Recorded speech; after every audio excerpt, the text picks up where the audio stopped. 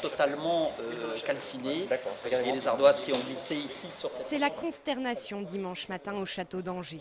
La charpente du logis royal, un bâtiment construit au XVe siècle par Louis Ier d'Anjou, a été totalement détruite par l'incendie. 450 mètres carrés de toiture ravagée. Le feu a pris la veille, vers 15 h, dans une salle de réunion fermée au public située dans les combles du château. Un feu dit sournois qui s'est développé entre la toiture et le lambris intérieur de ce logis royal. Les équipes du château ont tout de même eu le temps de mettre à l'abri les trésors de la cathédrale, les tapisseries et les meubles exposés dans les lieux. C'est la première chose qu'on a fait, on les a sauvés avec un pompier. J'ai été prévenu immédiatement évidemment, donc je suis monté avec un pompier. On a décroché les 7 tapisseries du XIIIe, XVIe, XVIIe et XVIIIe siècle. On a sauvé l'ensemble des œuvres. Évidemment, vous voyez, c'est dramatique ce qui se passe quand même, parce que tout ce qui est du bâti, le bâti souffre beaucoup apparemment. Je suis profondément malheureux. C'est la catastrophe. Sur place, très vite, les personnalités angevines viennent constater les dégâts. C'est quelque chose d'effroyable parce que c'est une partie du cœur d'Angers qui s'en va en fumée. C'est notre histoire qui quelque part, qui disparaît un peu. Ah oui, c'est pire qu'un choc. Il a fallu plus de 80 pompiers, une quarantaine d'engins pour venir à bout de l'incendie. De gros moyens car l'opération était des plus compliquées, l'accès ne pouvant se faire que par le pont-levis. Les équipes sont restées sur place jusqu'à ce matin.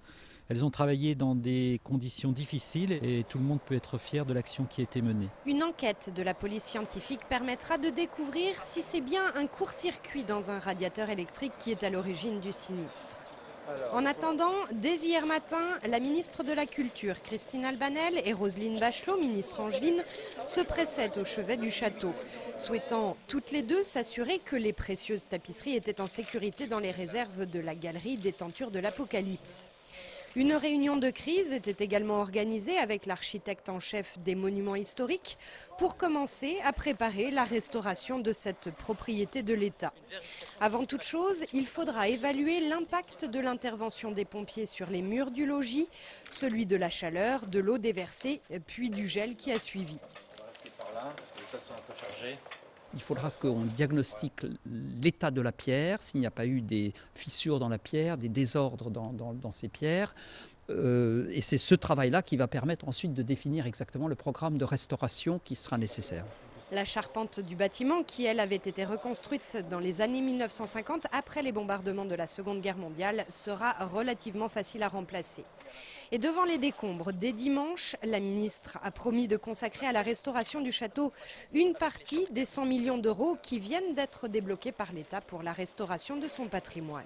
Ce que je peux vous dire, c'est que tout va être engagé très très vite et qu'on espère, on espère bien que les travaux vont se dérouler vraiment maintenant, dès 2009. Et j'espère qu'à la fin de 2009, nous serons déjà très, très avancés dans le chantier. Au moins 2 millions d'euros devraient être nécessaires à ces travaux. Ce sont des gros travaux, mais bon, c'est l'identité de la ville. Donc je crois que là, il ne faut absolument pas hésiter. Pas d'hésitation non plus concernant les manifestations liées aux 600 ans du roi René à la fin du mois.